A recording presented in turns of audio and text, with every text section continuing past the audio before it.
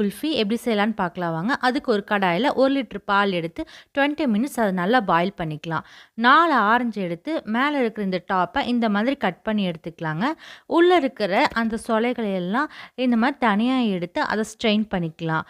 தண்ணி எதுவும் சேர்க்காம ஜூஸா 250 ml எடுத்துக்கலாங்க. இந்த மாதிரி இந்த எல்லாத்தையும் வடிகட்டி எடுத்துக்கலாம். பால் நல்லா சுண்டிருச்சுங்க. இப்போ இந்த ஸ்டேஜில் 2 டேபிள் ஸ்பூன் கண்டன்ஸ் மில்க் சேர்த்திக்கலாம். இது கூட சுகர் ஆட் பண்ணிக்கலாம். 3 கப்ஸ் சேர்த்துக்கோங்க. நல்லா தித்திப்பாக இருக்கணும். இது கூடவே நம்ம பாதாம் பிஸ்தாவையும் ஆட் பண்ணி நல்லா இந்த மாதிரி சுண்டுனோனையும் ஆஃப் பண்ணிக்கலாம். இந்த மில்கை ஒரு 1/2 மணி நேரம் நல்லா ஆற விடுங்க.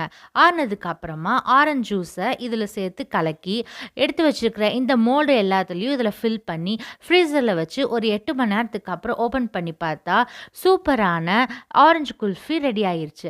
இதை நீங்களும் வீட்டில் ட்ரை பண்ணி பார்த்துட்டு எப்படி இருக்குன்னு கமெண்ட் பண்ணுங்கள்.